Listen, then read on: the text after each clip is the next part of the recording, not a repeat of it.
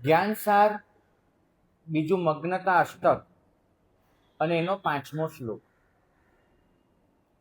તેજોલેશ્યા વિવૃદ્ધિર્યા સાધો પર્યાય વૃદ્ધિતઃ ભાષિતા ભગવત્યાદૌ સિદ્ધમ ભૂતસ્ય યુજ્યતે.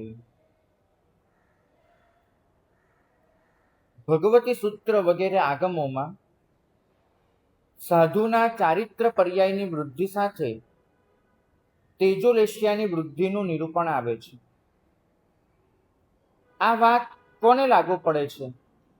તો સાચી આંતરિક મગ્નતા ધરાવતા સાધકને જ યથાર્થ રીતે લાગુ પડે છે. વિવેચનની શરૂઆત એક પ્રશ્નથી થાય છે. ટીકાકાર ભગવંત પૂછે છે કે સમય તો સૌને સરખો મળે છે. વીતતો સમય દરેક જણ માટે એક સરખો વીતે છે, પણ એ વીતેલા સમય સાથે પરિપક્વતા એક સરખી નથી મળતી. માણસ વયસ્ક બને, માણસ વૃદ્ધ બને, એનો મતલબ એ નથી થતો કે એનામાં પરિપક્વતા આવી ગઈ, એ ઠરેલ બન્યું, એ સમજદાર બન્યું, એવો અર્થ નથી થતો. ગુજરાતી ભાષા બહુ સરસ રીતે વધેલી ઉંમરવાળા લોકોને ઉંમર લાયક તરીકે ઓળખે છે.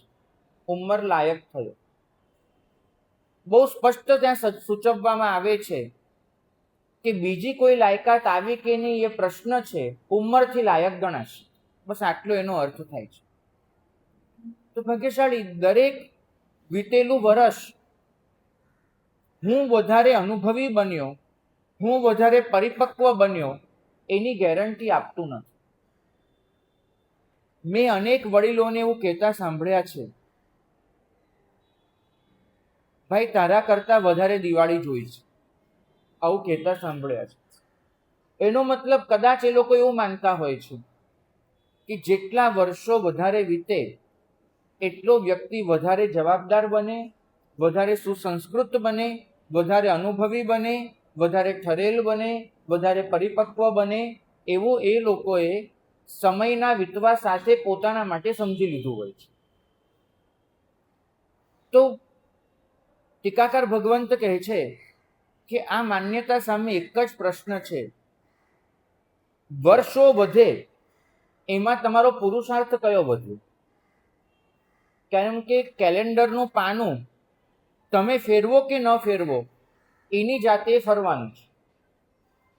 તમે પેલો તારીખનો ડટ્ટો એને ફાડો કે ન ફાડો પાનું એની જાતે થવાનું છે. તો આ સંજોગોમાં વીતેલું વર્ષ મને બદલશે એવી કોઈ જ ગેરંટી નથી. કોઈ માણસ પાસે 20 વર્ષનો અનુભવ છે એવું આપણે કહીએ તો બે શક્યતા છે. એક, એને 20 વર્ષમાં નવા નવા અનુભવો કર્યા હોય, અને બીજી શક્યતા એ પણ છે કે એકનો એક અનુભવ 20 વખત કર્યો હોય. તો ભાગ્યશાળી સાધનામાં પણ આ જ વસ્તુ બને છે. કેટલીક વાર પર્યાય મિથ્યા આત્મસંતોષનું અને સાધનાના મિથ્યા આત્મભ્રમનું કારણ બની શકે છે. મને આટલા વર્ષ વીત્યા, એની ઉજવણી થવાની. સામાન્ય રીતે સાધુ જ હોય એના 15 વર્ષ, 20 વર્ષ, 25, 30, 40, 50 બધા વર્ષોની ઉજવણી થાય. કેમ? કેમ કે વ્યવહાર નહીં એવું કહે છે કે પર્યાય વધ્યો એમ તમારા ગુણ વધ્યા. પર્યાય વૃદ્ધિ એ ગુણ વૃદ્ધિ એ વ્યવહાર નહીં માને છે. અને શ્રાવક વર્ગ સાધુના પર્યાયને સન્માન આપવા માટે આવી ઉજવણી કરતો હોય છે. પણ ભગવંત ફરમાવે છે કે સાધુ માટે પર્યાય વૃદ્ધિ મુખ્ય ન હોય, પરિણતિ વૃદ્ધિ મુખ્ય હોય. અને પર્યાય અને પરિણતિ વચ્ચે સીધું કોઈ કનેક્શન નથી. પર્યાય વૃદ્ધિ તો શ્રાવકો ઉજવી લેશે, પરિણતિ વૃદ્ધિ તો તમે જ ઉજવી શકશો, તમે જ નક્કી કરી શકશો. તો આખો શ્લોક કેન્દ્ર સ્થાને શ્રમણ જીવનને રાખે છે. પૂછે છે દીક્ષા પર્યાય વધ્યો તો સ્વાભાવિક તમારી પાસે જ્ઞાન પણ વધ્યું હશે, પાઠ પણ વધ્યા હશે, ક્રિયાઓનો પરિચય ગાઢ બન્યો હશે અને નિયમો સહજ થયા હશે. મને ખબર છે દીક્ષાની શરૂઆતમાં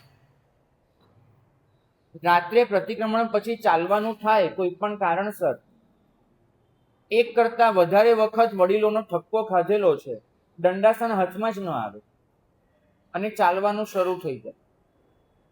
વર્ષો વીત્યા, હવે નિયમ સહજ થઈ ગયો છે. આસન પરથી ઊભા થઈએ, દંડાસન હાથમાં જ આવી જાય. તમને ઉપધાનમાં પણ આવું થતું હશે. જેમ જેમ દિવસ વીતે ને એમ એ બધી જ ક્રિયાઓ સહજ બનતી જાય. પ્રશ્ન જુદો છે.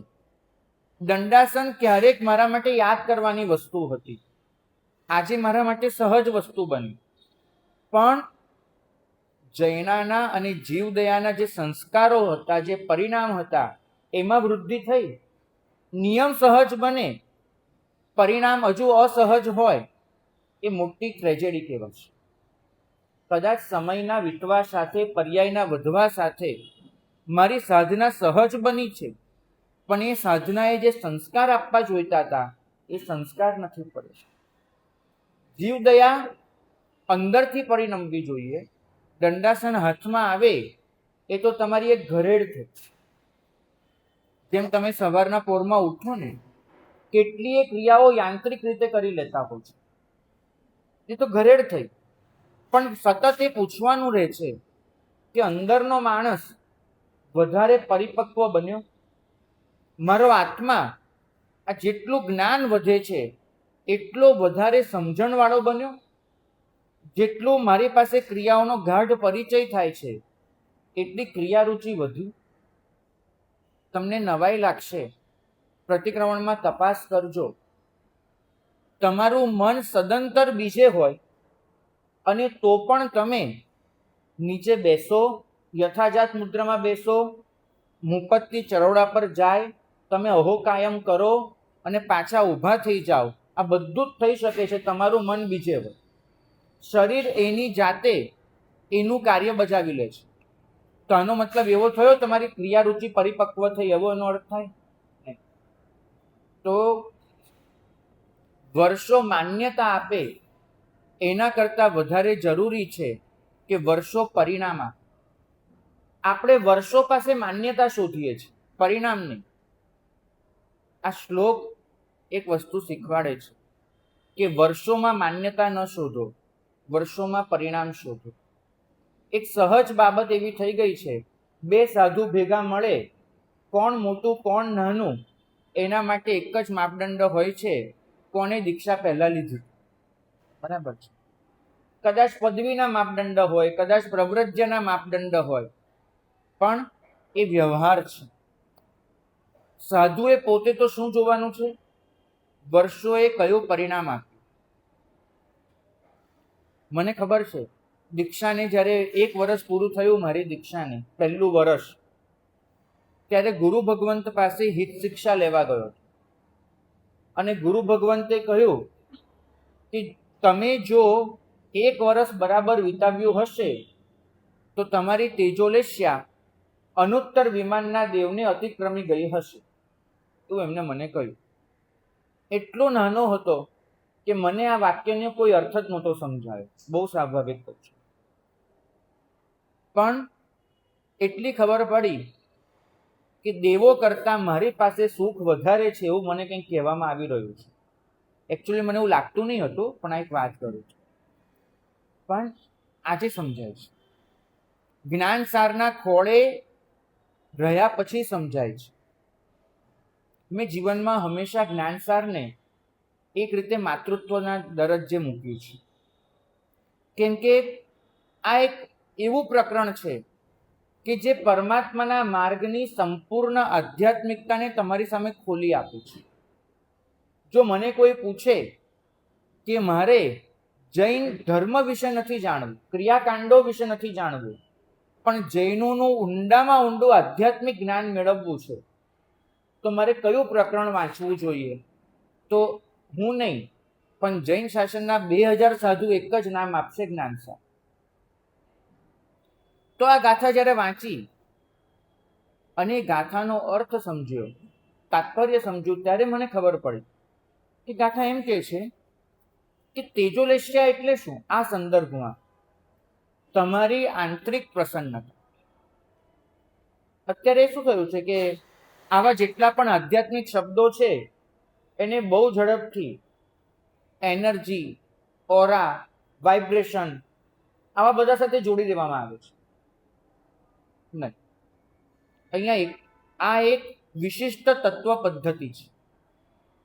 એક સાધક સાધનામાં પોતાનો સમય વિતાવે, એનાથી બે પરિણામ હાંસલ કરે. એક, આંતરિક વિશુદ્ધિ, અને બે, એ શુદ્ધિના બળે ગુણવૃદ્ધિ. આ બે વસ્તુ જ્યારે એની પાસે આવે, જેમ જેમ આંતરિક શુદ્ધિ વધતી જાય તેમ તેમ ગુણવૃદ્ધિ થતી જાય, અને જેમ જેમ ગુણવૃદ્ધિ થતી જાય તેમ તેમ એની પોતાની અંદરનું જે અનંત સુખની પ્રસન્નતા છે એ પ્રસન્નતાનો અનુભવ વધતો જાય. અને એ પ્રસન્નતાના અનુભવ સામે એને કોઈ પણ ભૌતિક સુખ એ નબળું લાગે. અને એ નબળાઈને લીધે અનુત્તર વિમાનના સુખની જો સરખામણી કરીએ તો 1 વર્ષમાં સાધક આત્માએ શ્રમણ જીવનમાં એ પ્રસન્નતા મેળવી હોય કે જે પ્રસન્નતા અનુત્તર વિમાનનો દેવ 33 સાગરોપમે પણ મેળવી શકતો નથી, એને મેળવી હોય. તો મેં મારી જાતને પ્રશ્ન પૂછ્યો કે તને એ પ્રસન્નતાનો અનુભવ થાય છે કે તું અનુત્તર વિમાનના દેવને ચેલેન્જ આપી શકે?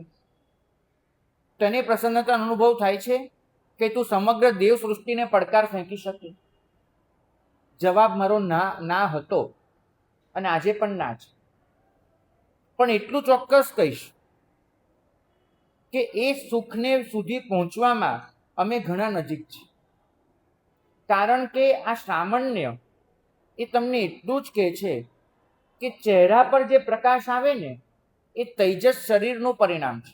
આપણે ઘણીવાર જોઈએ છે કોઈ વ્યક્તિ તપ કરે અને તપ એટલું ઉત્કૃષ્ટ કક્ષાએ થાય કે એના લલાટ પર તમને તેજ દેખાય. એને કહેવાય તપસ્વી. તપની શોભા, તપની લક્ષ્મી એ લલાટ પર દેખાય. પણ એ તો એનું જે આંતરિક તેજસ શરીર છે, સમગ્ર શરીરમાં વર્તતું તેજસ શરીર, એ તેજસ શરીરનો એ પ્રભાવ છે કે જે અત્યારે ઉત્તેજિત થયો છે. તેજોલેશ્યા તદ્દન અલગ વસ્તુ છે. તેજોલેશ્યા ગુણવૃદ્ધિનો ઓડકાર છે. જેમ જેમ મારી આંતરિક શુદ્ધિ સધાય, જેમ જેમ મારા ગુણોની વૃદ્ધિ થાય, તેમ તેમ મારી પ્રસન્નતા વધવાની જ છે.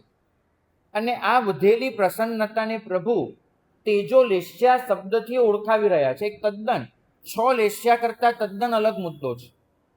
અહીંયા પ્રભુ એટલું જ કહે છે કે સાધુ પર્યાયની પરિપક્વતા માત્ર તારીખોમાં, માત્ર વર્ષોમાં નથી.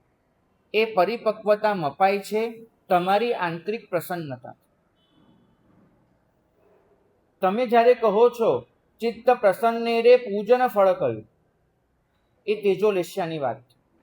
કોઈ પણ ધર્મ એ સિદ્ધિઓ ક્યારે કહેવાય? કોઈ પણ ધર્મ એ પરિપક્વ ક્યારે બને? કે જ્યારે એ ધર્મ તમને આંતરિક પ્રસન્નતા આપે, એ તમને તેજોલેશ્યા આપે. ચિત્ત પ્રસન્ન થાય તો પૂજનનું ફળ મળે એવો આ લીટીનો અર્થ નથી. સામાન્ય વિવેચન આવું થાય છે કે ચિત્ત પ્રસન્ન હોય તો પૂજાનું ફળ મળે, આવો અર્થ નથી. અર્થ કર્યો છે આનંદગણજી મહારાજે કે ચિત્ત પ્રસન્ન થવું એ જ પૂજાનું ફળ છે. ચિત્ત એટલે ત્યાં મન નહીં, તમારા મનના વિચારો નહીં, તમારી ભાવનાઓ પણ નહીં, તમારો પોતાનો અનુભવ. વિચારના સ્તરે હું આનંદ માણું, આજે બહુ સરસ પૂજા થઈ, તો વિચાર થયો, જે કૃત્રિમ પણ હોઈ શકે છે, જે આરોપિત પણ હોઈ શકે છે. પણ એક કોઈ પણ નકારી ન શકે એવો સહજ અનુભવ, જેનું પ્રમાણ એકમાત્ર તમે જ છો, બીજું કોઈ જ નહીં, એવો જે આંતરિક પ્રસન્નતાનો અનુભવ થાય, એ જ તમારા પૂજનનું અને એ જ તમારી કોઈ પણ ક્રિયાનું ફળ છે.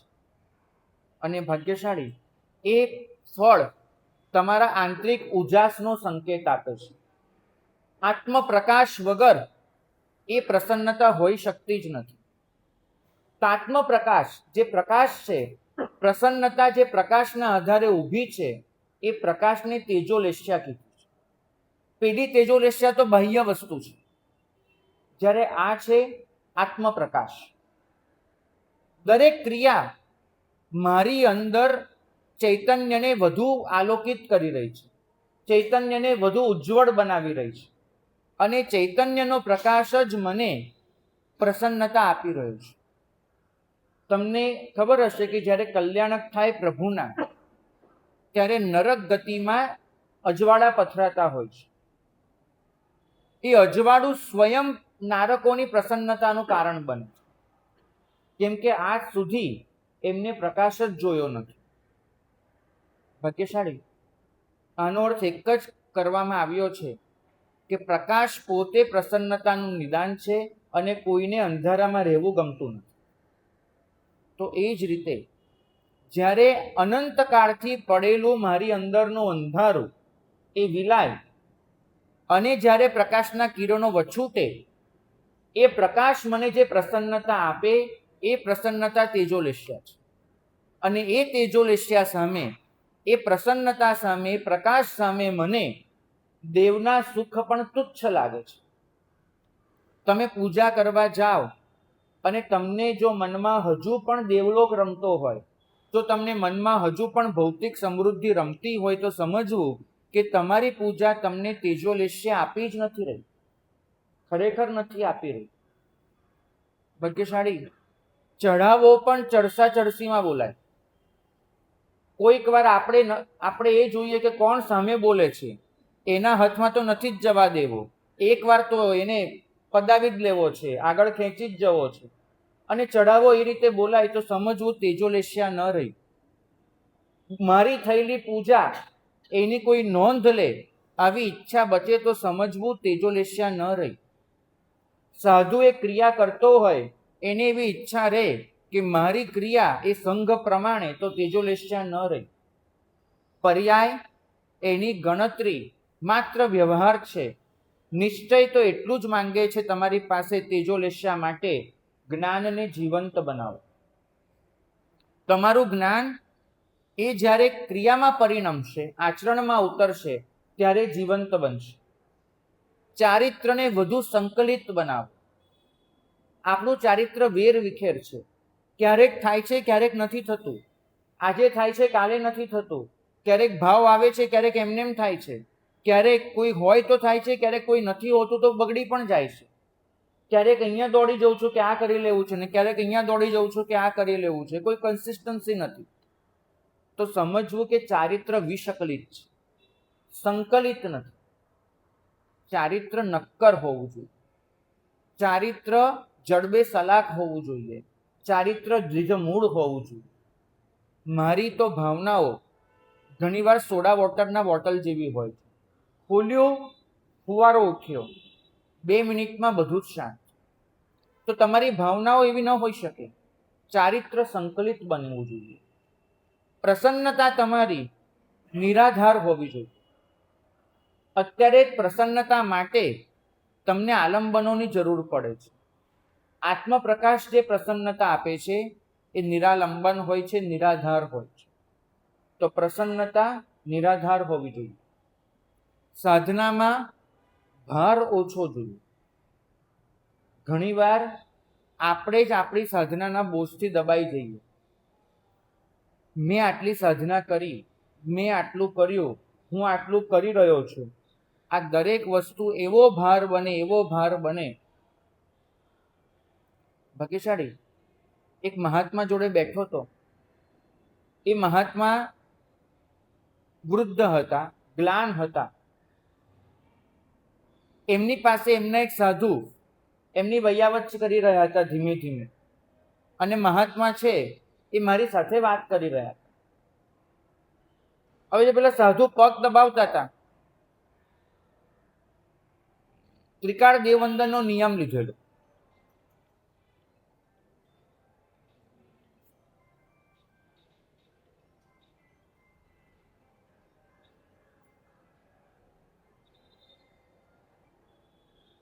બાર વાગે એટલે દેવવંદન કરવાનું.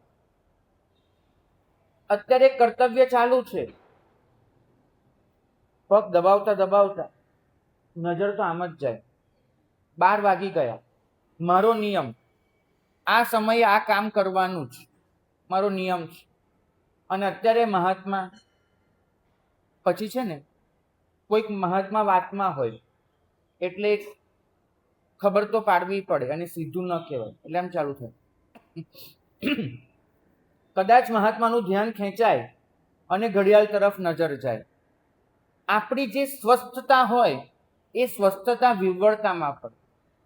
પગ જે દબાતા હોય એ હાથ થોડાક આડા અવડા થઈ જાય, સતત આપણો ધ્યાન ભંગ થયા કરે અને પરિણામ કર્તવ્ય ચૂકીએ. આ એક ભાર છે, સાધનાનો ભાર, બોજો. કોઈ પણ જગ્યાએ તમારે સાધનાનો ભાર નથી રાખવાનો. કયા જ કરીએ, કોઈ કહેવા આવે ને ભાઈ બધું બરાબર, પણ છે ને હું 12 વાગે તો કરી જ લઈશ. આજ સુધી 12 વર્ષથી મેં દેવવંદન ચાલુ રાખ્યા છે, હવે એ તો આજ થશે. તો નક્કી વસ્તુ કે નિયમો ભાર બને.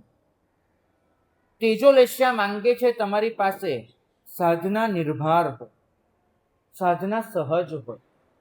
પરિણામ દરેક વસ્તુનું એક જ જોવાતું હોય કે અત્યારે થતી મારી ક્રિયા એ મને આત્મ સ્વરૂપ તરફ ગતિ કરાવે છે કે નથી કરાવતી.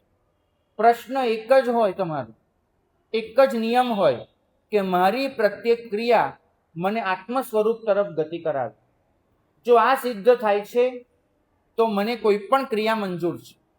આ સિદ્ધ નથી થતું તો દરેક ક્રિયા ભારણ છે, બર્ડન છે. ભક્તિશાળી અહીંયા ભૂલે ચૂકે એવો ભાવ નથી કહેવાનો. ઉપાધ્યાયજી મહારાજ સ્પષ્ટતા કરે છે કે સાધનામાં વીતેલા વર્ષો નકામા છે એવું કહેવાનો અંશમાં પણ અમારો ભાવ નથી. વંદન છે દરેક વર્ષને, દરેક દિવસને, દરેક ક્ષણને, પણ એટલું સમજવાનું છે કે વર્ષ પોતાની જાતે ગાંઠ ખોલી શકતું નથી. ગાંઠો તો તમારે જ ખોલવી પડશે. ક્યારેક લાંબી સાધના થઈ જાય પછી પણ સૂક્ષ્મ આસક્તિ ટકી જતી હોય છે. મને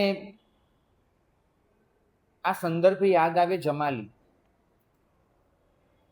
એટલી લાંબી સાધના કરી છે, સ્વયં પ્રભુના જમાઈ છે. અંગોનો અભ્યાસ કર્યો છે, પ્રભુની દેશનાઓ સાંભળી છે, સ્વયોગ્યતાના બળે 500 શ્રમણના ગુરુ બન્યા છે. બધી જ રીતે પરિપક્વતા આવી છે એવું દેખાઈ રહ્યું છે. તપ પણ એટલું છે, વૈરાગ્ય પણ એટલો છે, સાધના પણ એટલી છે. વિહાર કર્યો છે પોતાના 500 શિષ્યોને લઈને. તપને લીધે શરીરમાં અસ્વસ્થતા ઊભી થઈ છે,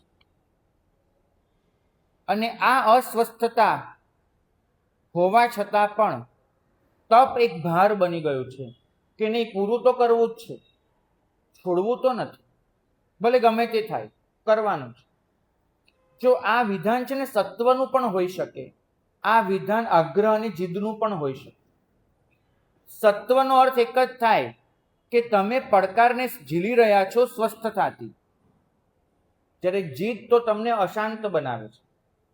તમે પડકારને ઝીલી રહ્યા છો પણ આગ્રહથી કે નહીં, જમાલી છોડે નહીં બને, આ જીદ છે.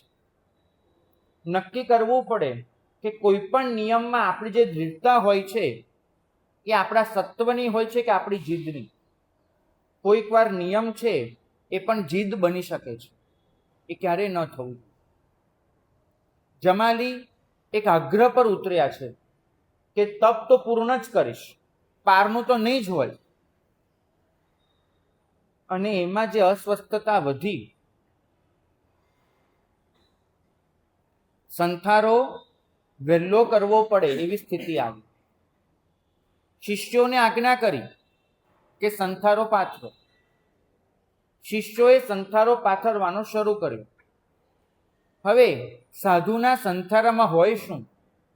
એક ઊનનો સંથારો હોય અને એની ઉપર એક સુતરાઉ વસ્ત્ર હોય, ઉત્તર પટ્ટો. 2 થી વધારે ત્રીજું હોય શું? આ પાથરવામાં વધુમાં વધુ જૈનાપૂર્વક પાથરો 1.5 થી 2 મિનિટ વીતે. પણ આટલો સમય પણ સચવાતો નથી, એટલી અસ્વસ્થતા આવી છે. અને અસ્વસ્થતા હોય કબૂલ છે, હોઈ શકે, પણ રાડ પાડી, પથરાઈ ગયો. હવે જે સ્થિતિ હતી ગુરુની અને જે સ્થિતિ એમના સ્વરમાં પ્રગટ થઈ રહી હતી, એ સમજીને શિષ્યોએ વ્યવહારથી એક જવાબ આપ્યો કે પથરાઈ ગયો છે. ઘણી વખત ઘરમાં આવા જવાબો આપવા જ પડતા હોય છે. થઈ ગયું છે. પણ આ જવાબ અંદર જે અધીરાઈ હતી, ઉતાવળ હતી, એ ઉતાવળને સંગત નહીં થઈ. નજર સામે દેખાતું હતું કે સંથારો પાથરવાની ક્રિયા ચાલુ છે. અને આ બેચેની ક્રોધમાં પલટાઈ. જે અધીરાઈ હતી સંથારો પથરાઈ જવાની અને સંથારી જવાની, એ અધીરાઈ, એ બેચેની શેમાં પલટાઈ? ક્રોધમાં. તમે મારી સાથે ખોટું કેમ બોલ્યો? જીદ છે ને એના કેટલા સ્વરૂપ હશે નક્કી નહીં હોય. તમે મારી સાથે ખોટું કેમ બોલ્યા? તમે એવું કહી જ કેવી રીતે શકો સંથારો પાથરતા પહેલા, પથરાયા પહેલા કે પથરાઈ ગયો છે? કેવી રીતે કહી શકો? અને શિષ્યોએ ગુરુના ક્રોધને શાંત પાડવા માટે એક આલંબન લીધું પ્રભુના સિદ્ધાંતનું, કે પ્રભુ કહે છે કે ક્રિયા શરૂ થઈ ગઈ હોય, જેટલા અંશે એ ક્રિયા થઈ એટલા અંશને મુખ્ય કરીને આપણે એ ક્રિયા થઈ ગઈ છે એવું કહી શકીએ છીએ. આવો પ્રભુનો સિદ્ધાંત હતો, જે કજ્જમાણે કડે તરીકે ઓળખાય. ઓર એક વસ્તુ, પહેલા ઉતાવળ, એની પહેલા મારે તપ પૂરું કરવું જ છે, જીદ. એ જીદે અધીરાઈ આપી, અધીરાઈએ ક્રોધ આપ્યો. અને હવે ક્રોધ એને વિકરાળ સ્વરૂપ લીધું. મહાવીરને શું ખબર પડે ત્યાંથી શરૂ થયું. એને જે પણ કીધું હોય તમારે મારું સાંભળવાનું. હું કહું છું કે સંથારો પથરાયો નથી, ઇટ મીન્સ નથી. તમે એનું નામ લઈને મને કહેવા ન આવી શકો. અને ભાઈ, નવાઈ લાગે તમને, જે જીવ એ 1.5 મિનિટ ચલાવી લેવા તૈયાર નહોતો, એમને આખી રાત સંથારો નથી કર્યો. પછી આખી રાત ને એ આખી રાત શિષ્યો સાથે ચર્ચામાં જ વીતી છે. શિષ્યો તો ખસી ગયા, સ્થવિર ભગવંતો આવ્યા. અને એ સ્થવિર ભગવંતોએ, વડીલ ભગવંતો એટલે પર્યાય વૃદ્ધ કે બધા, જમાલી ગુરુ છે, પણ એમની પાસે પણ એવા શિષ્યો છે જે પરિપક્વ છે, ઠરેલા છે, પ્રભુનો સિદ્ધાંત સમજેલા છે. એમને અનેક રીતે જમાલીને સમજાવવાનો પ્રયત્ન કર્યો. જમાલી ન સમજ્યા. અને છેલ્લે જે દલીલ આવી ને, એ દલીલ આ હતી, હું ગુરુ છું, મેં તમારા કરતા વધારે વર્ષો આ વિતાવ્યા છે, તમારા કરતા હું વધારે ભણેલો છું, તો તમારે મારી જ વાત સાચી માનવી જોઈએ. ભાગ્યશાળી, આ એક એવી દલીલ હોય છે કે જેનો જવાબ હજુ સુધી દુનિયા શોધી શકી નથી.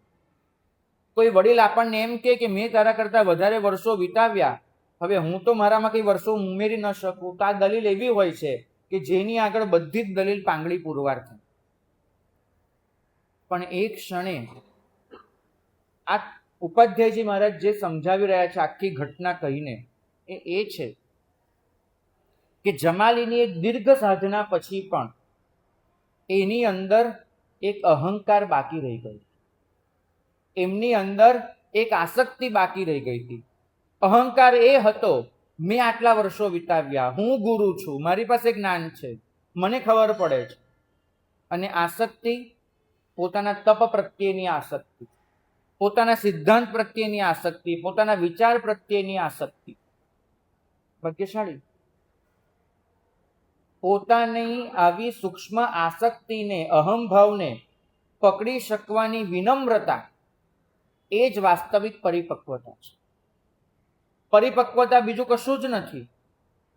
તમારી પાસે વધારે અનુભવ હોય એ પરિપક્વતા નથી, પણ તમારો અનુભવ તમારી સૂક્ષ્મમાં સૂક્ષ્મ આસક્તિ અને અહંકારને જો ઓળખાવી શકે એ અનુભવ પરિપક્વતા છે. અને આ પરિપક્વતાને વર્ષો સાથે નિસ્બત નથી, આ પરિપક્વતાને નિસ્બત છે એ વર્ષોમાં ઉમેરેલી સમજણ સાથે. ભાગ્યશાળી પરિપક્વતા એટલે દોષોનું પ્રમાણ ઓછું ન થાય. પરિપક્વતા એટલે હવે સ્થૂળને બદલે સૂક્ષ્મ દોષો દેખાવાનું પણ શરૂ થાય. મને બહુ જ પ્રશ્ન થાય છે કે જમાલી કેમ પોતાની અંદરની આસક્તિને ઓળખી નહીં શક્યા હોય, જમાલી કેમ પોતાના અહંભાવને સમજી નહીં શક્યા હોય. એમ કહેવાય છે કે નિર્ણવ તરીકે ઘોષિત થયા પછી પણ એમને પોતે તપમાં, ચારિત્રમાં, ક્રિયામાં એટલી કઠોરતા પકડી રાખી હતી, એટલા તો પોતે અત્યંત કર્કશ અને કઠોર ચારિત્રનું પાલન કરતા હતા કે એમનો અનુયાયી વર્ગ ગણધર ભગવંતો કરતાંય વધારે હતો. એમનો જમાલીનો પોતાનો અનુયાયી વર્ગ. વિશેષાવશ્યક ભાષ્યકાર ભગવંત જેવાએ લખ્યું છે કે એમના કઠોર ચારિત્ર પાલનને જોઈને, એમની અત્યંત આકરી એવી તપસિદ્ધિને જોઈને સમાજનો વર્ગ આકર્ષિત થઈને એમની પાસે રહેતો હતો. પણ ભાગ્યશાળી એ કઠોરતાની પછી તે અહંકાર છુપાયેલો હતો. એ વિશિષ્ટ તપની પાછળ હું તપસ્વી તરીકે પૂજાઉં, ગણાવું, એ આસક્તિ છુપાયેલી હતી, જે જમાલી ઓળખી ન શક્યા. ભાગ્યશાળી ખાવા બેસીએ ને અને ત્યારે જે રાગ અનુભવાય કે મને વસ્તુ ભાવે છે, એ તો બહુ સ્થૂલ વાત છે, એ તો અનુભવી લેશો. પણ તપ કરીને મેં તપ કર્યું છે એવી જે આસક્તિ અનુભવાય છે, અહંભાવ, એને ઓળખવા માટે તો બહુ સૂક્ષ્મ બુદ્ધિ જોઈએ. રાગને ઓળખવો સહેલો છે, રાગ છોડિયાના રાગને ઓળખવો અઘરો છે. કારણ કે એ ઓળખવા માટે માત્ર બાહ્ય ક્રિયાની અંદરનો ભાવ જોવો પડે છે. શરૂમાં દોષો આવા દેખાય, હું ખોટું બોલ્યો, મેં લોભ કર્યો, મારી આસક્તિ વધી. પણ પછી સૂક્ષ્મ સ્તરે જ્યારે ચેતના પ્રવેશે ત્યારે તમને સમજાય કે હું સત્ય બોલ્યો પણ માન મેળવવા માટે. મેં સેવા કરી નોંધ લેવા એવી અપેક્ષા સાથે. મેં મૌન રાખ્યું પણ મારું મૌન મારા અંતરથી તો સામેવાળા માણસને દંડ આપવા માટે હતું. મેં ત્યાગ કર્યો પણ ત્યાગનો ગર્વ તો અકબંધ રહ્યો. જો આ બધું સમજાય ને તો પરિપક્વતાના ઊંચા માપદંડો સુધી તમે પહોંચી શકો. કેટલીક સૂક્ષ્મ કસોટીઓ તેજોલેશિયા માપવા માટે ટીકાકાર ભગવંતોએ આપી છે. બધી ટીકાઓ અને વિવેચનોના આધારે આજે કેટલીક કસોટી હું લખીને આવ્યો છું કે તેજોલેશિયાને માપવા માટે તમે, હું, આપણે સૌ આપણી જાતને કયા કયા પ્રશ્નો પૂછી શકીએ. પહેલો પ્રશ્ન, મારી જાતને સાચી સાબિત કરવાની જરૂર વધે છે કે ઘટે છે? પછી શરૂમાં એવું હોય છે કે સાધક ચર્ચામાં જીતવા માંગતો હોય છે.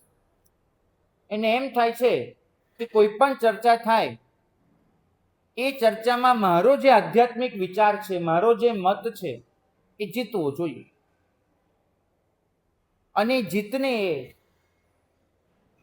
સત્ય, શાસ્ત્ર, શાસન એવા ભાગા પહેરાવે, એવા નામ આપે. સૂક્ષ્મ સ્તરે ઉતરીએ ને ત્યારે સમજાય કે સત્યને જીતવા માટે મારી દલીલોની જરૂર નહોતી. એ સ્વયં જીતી શકતું. આપણે બધા જ સાચું સાબિત કરવામાં એટલા ઊંડા ઉતરી જઈએ છીએ કે સાચું સમજવાનું બાકી રહી જાય છે. નક્કી કરવું પડે કે હું સાબિત કરવા માંગુ છું કે સમજવા માંગુ છું. બીજું, પ્રશંસા વગર મારા નિયમો કેટલા ટકે છે? કરી તો લઈએ, પણ ધીમે ધીમે ઉત્સાહ મંદ થતો જાય છે, ઉત્સાહ ઘટતો જાય છે. પ્રશંસા નથી થતી ત્યારે એ જે અંદરનું બળ હતું ને, ફોર્સ, એને ટકાવી રાખવો અઘરો પડતો જાય છે. જ્યારે કોઈ જ નથી હોતું આપણી નોંધ લેનારું, ત્યારે વાસ્તવિક રીતે જે ધર્મ કરીએ ને તે સમજવું કે પરિણમેલો હતો. કે છે ને, કોઈ ન જાણે એવી સાધના અને કોઈ જાણે એવી સાધના, એમાં કેટલો ફરક છે. જેટલો ફરક ઓછો થાય એટલું પરિણમન વધ્યું એમ ચોક્કસ કહી શકાય.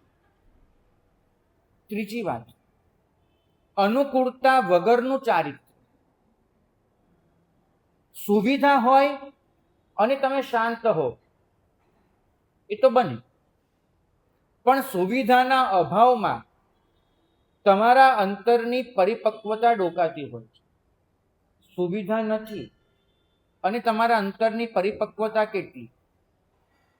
બહુ મહત્વનો પ્રશ્ન છે.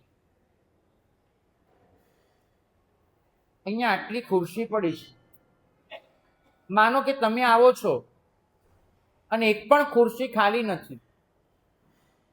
લોકો તમને જુએ છે, પણ એક પણ જણને મન નથી થતું કે ઊભા થઈ અને તમને ખુરશી આપી દઈએ. બધા એમ જ બેસી રહે છે. અને તમને થાય છે કે આ સંઘમાં આટલું દાન તો મેં આપ્યું, આટલું કરનાર તો હું છું, અને મારી જ આદત છે. કેમ? એ વખતે તમારા અંતરની શાંતિ જે બોલે તો સમજવું કે પરિણમ્યું. નાના નાના માન અપમાન એટલા તો જોડી દીધા હોય છે, એટલા તો, કે જેનો કોઈ અંદાજ જ નથી હોતો. મેં ભગવંતોને જોયા છે, 10-12 જણ કોઈ કાર્યક્રમમાં હાજરી આપવાના હોય, નિષ્ઠાદાતા તરીકે એકનું નામ લખવાનું બાકી રહી જાય. મન નોંધ લે કે મારું નામ નહોતું, અને કદાચ એ કાર્યક્રમમાં જઈએ પણ ખરા માન અભિમાનને બાજુમાં મૂકીને, તો પણ અમારે ત્યાં એક રીત હોય, ગુણાનુવાદનો કાર્યક્રમ હોય ને આપણું નામ નહોતું લખ્યું કંકોત્રીમાં, તો ગુણાનુવાદની શરૂઆત આ રીતે થાય કે ભાઈ અંદરનો એટલો તો લગાવ હતો, ભલે પત્રિકામાં નામ ન હોય પણ મારે આવવું જ પડે. આ રીતે આખી વાતની શરૂઆત થાય. તો સમજવું કે કોઈ પણ જગ્યાએ નામ ન આવે એની નોંધ મારું મન હજુ બરાબર લે છે. તો પરિપક્વતા કેટલી બધી. સૂક્ષ્મ માન એ કેટલું ઝડપથી દેખાય છે. આપણને આપણી વાત કરવામાં કેટલો આનંદ આવે છે, એનાથી સમજાય કે સૂક્ષ્મ માન કેટલું છે. ખુદની વાત રજૂ કરવામાં કેટલો રસ પડે છે. નિયમ, ઉપાધ્યાયજી મહારાજનો પ્રશ્ન છે કે નિયમ એ ભાર ઓછો થાય અને સ્વભાવ બનતો જાય એવું કેટલું બને છે. અને છઠ્ઠો પ્રશ્ન છે કે આત્મપરીક્ષણ વધુ નિષ્પક્ષ રીતે થાય છે? આપણે બધા અત્યારે લગભગ છે ને એક ધાર્મિક રૂટીનના ભાગ બન્યા છે. ઉપાધ્યાયજી મહારાજ કહે છે, એકની એક ક્રિયા વારંવાર કરવી બહુ મૂલ્યવાન છે. આ પુરવાર છે, બરાબર સાંભળજો. એકની એક ક્રિયા વારંવાર કરવી બહુ મૂલ્યવાન છે, કેમ કે રિપીટેશન દ્વારા તમે સંસ્કાર ઊભા કરી રહ્યા છો.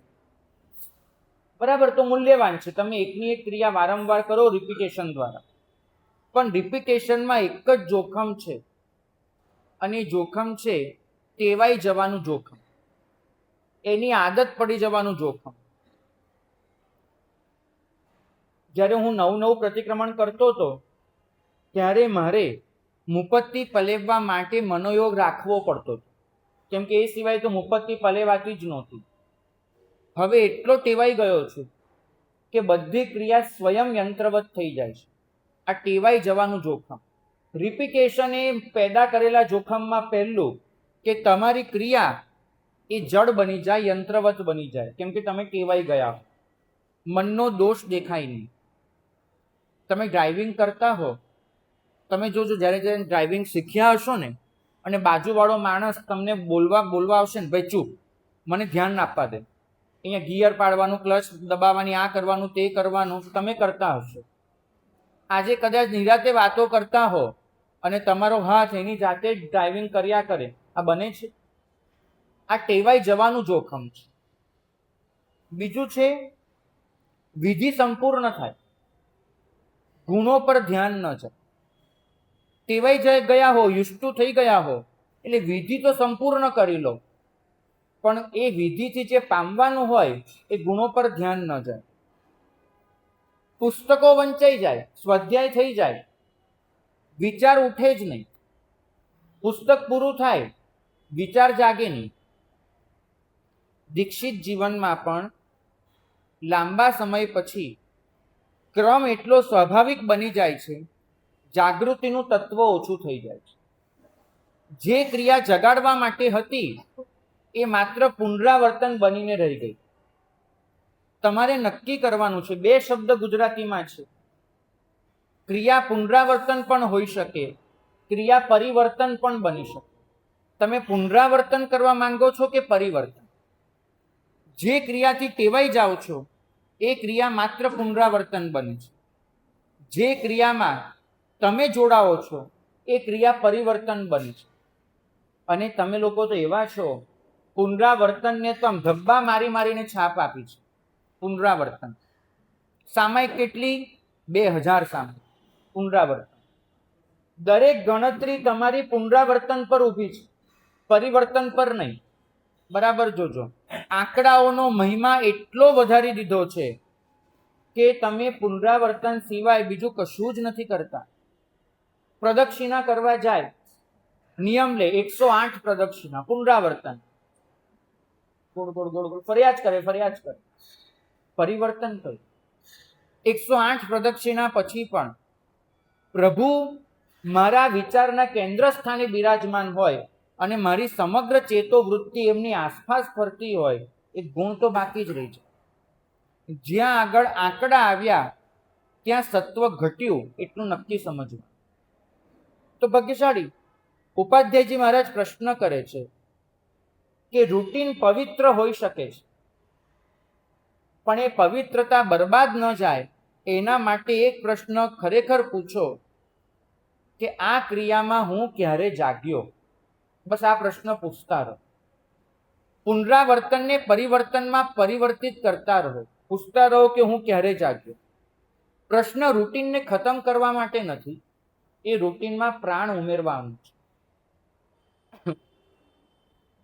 તમે જુઓ, તમારી ઉંમર વધે છે ને એમ તમારું આશ્ચર્યનું તત્વ ઘટતું જાય છે. એક નાનું બાળક, એને તો અહીંયા એક નાનું પતંગિયું આવીને બેસે ને એનું આશ્ચર્ય હોય. જો કેવું પતંગિયું, કેવું છે.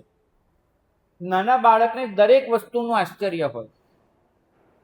ઉંમર વીતે, તમારું આશ્ચર્ય ખતમ. તો સમાજની સ્વીકૃતિ મેળવવાના પ્રયત્નમાં આશ્ચર્ય ખતમ થતું જાય, અને આશ્ચર્ય ખતમ થાય એટલે ઉંમર વધતી રહે, વિકાસ ત્યાંનો ત્યાં રહી જાય. તો હવે આ જ સિદ્ધાંત સાધનામાં કેવી રીતે લાગુ પડે છે? જિંદગીમાં પહેલી વાર કોઈ તત્વ સાંભળ્યું ને, કેવું તત્વ, કેટલી સરસ વાત કરી, આમ આંખો વિસ્ફારિત થઈ જાય, ચહેરો હસું હસું થઈ જાય, આમ પુલકિત થઈ જઈએ આપણે, અને એમ કહેવાનું મન થાય, આહા કેવું કેવું. હવે 20 વર્ષ પહેલા સાંભળેલો એ શ્લોક આજે સાંભળીએ ને, કાંઈ જ નથી થતું. કેમ? મને ખબર છે. તમારી ખબર તમારા આશ્ચર્યને ખતમ કરી રહી છે. ખાસ સમજજો, તમારી દરેક જાણકારી તમારા અહોભાવને, હર્ષોલ્લાસને, આદર ભાવને ખતમ કરી રહી છે. 20 વર્ષ પછી એ શ્લોક બોલતા મને કશું જ નથી થતું. મને આજે પણ ખબર છે, પહેલી વાર જ્યારે પુખ્ખરવર્ગી સૂત્રનો અર્થ શીખ્યો પહેલી વાર, અને એમાં પેલી લીટી આવી, ધમ્મસ્ત સાર મુવલબ્ધ કરે કોપમાયમ, ધર્મનો સાર પામીને કોણ પ્રમાદ કરે. આ લીટી જ્યારે આવીને અને અર્થ સમજ્યો, એ દિવસે મેં જે પ્રતિક્રમણ કર્યું હતું, એ પ્રતિક્રમણમાં આ લીટી વખતે આમ રૂમાડા ઊભા થઈ ગયા હતા કે મને જ્ઞાનીઓ પૂછી રહ્યા છે, કોણ પ્રમાદ કરે, કોણ કરે, મને પૂછે છે, તું કરીશ? એમ થઈ ગયું. આજે કશું નથી થતું. કેમ? કેમ કે ખબર પડી ગઈ, મેં જાણી લીધું. તો પરિપક્વતા એટલી ન લાવો કે તમારું આશ્ચર્ય નંદવાઈ જાય. તમારી પરિપક્વતાને, તમારું આશ્ચર્ય ખતમ ન કરવા દો. મને ખબર છે, આ વાક્ય આધ્યાત્મિક વૃદ્ધિમાં સૌથી મોટું જોખમ છે. વિનમ્રતા તો એમાં છે કે દરરોજની સાધનાને નવી બનાવતા રહો. દરરોજ જે નવી મતલબ નવું પ્રતિક્રમણ તો શોધાય નહીં, એ તો જે ગઈકાલે કર્યું તે જ આજે કરવાનું, પણ એ પ્રતિક્રમણમાં ભાવ ઉમેરીને એને નવું બનાવતા રહો. એક જ નવકાર હજારો વખત બોલાઈ ગયો હોય, પણ આજે બોલો, આજની ચેતના ઉમેરીને બોલો.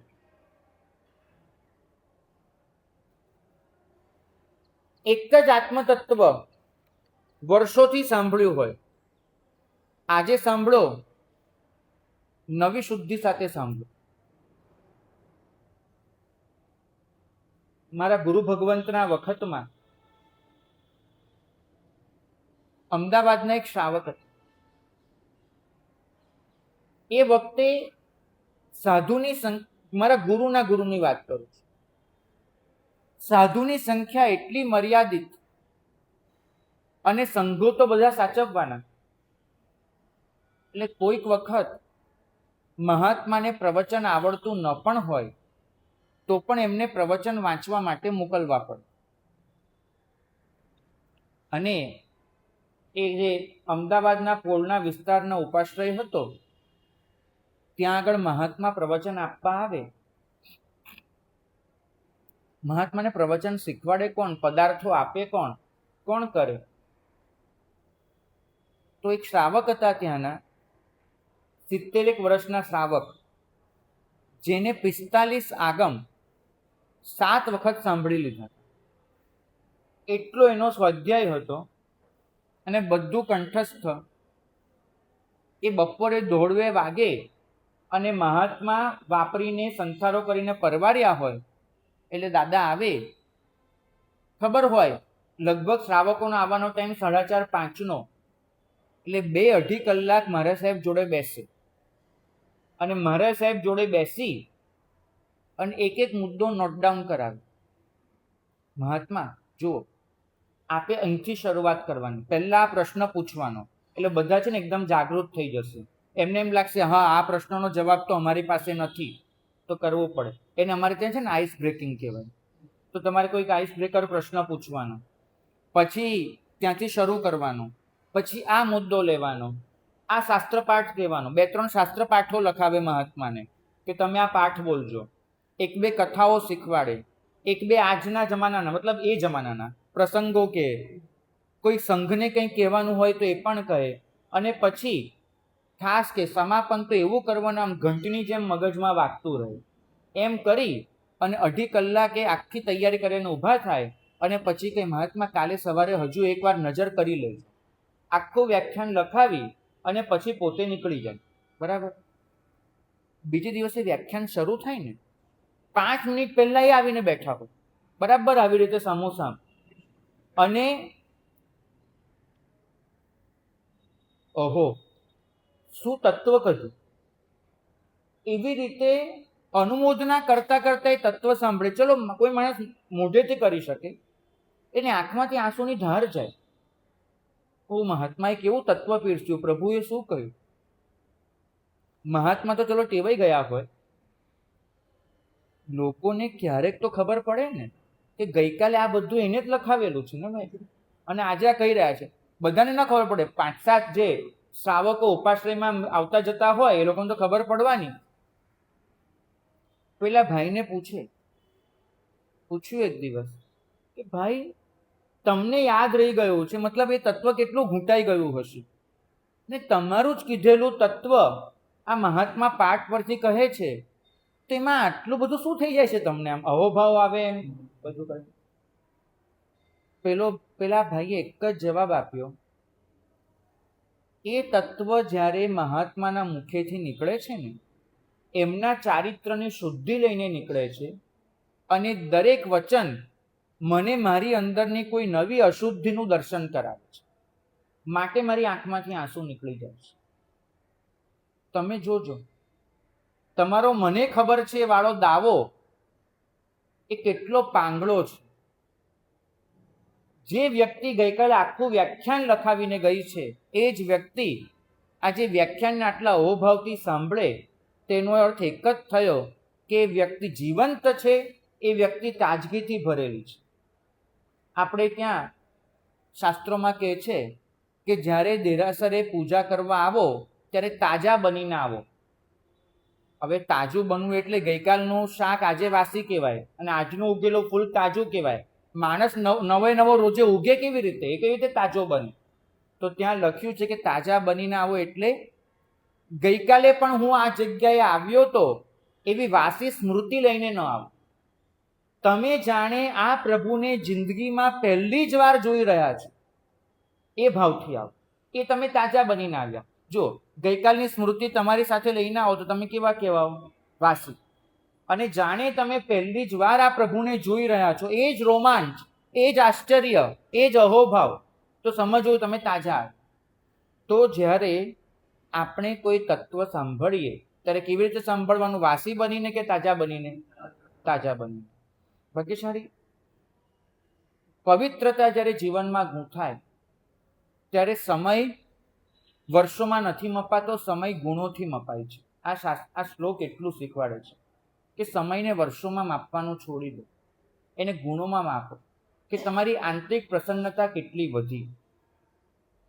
દીક્ષા દિવસે માત્ર પર્યાય ન ગણો, જન્મ દિવસે માત્ર ઉંમર ન ગણો, માત્ર એટલું જ વિચારો કે ગયા વર્ષમાં, ગયા દિવસમાં કયો એક દોષ એવો હતો કે જે મને દેખાવાનો શરૂ થયો, કયો ગુણ એવો હતો કે જે થોડોક પ્રયત્ન કરતા સ્વાભાવિક બન્યું, કયું તત્વ એવું છે જેમાં આગ્રહ છૂટ્યો અને નિષ્પક્ષતા આવી.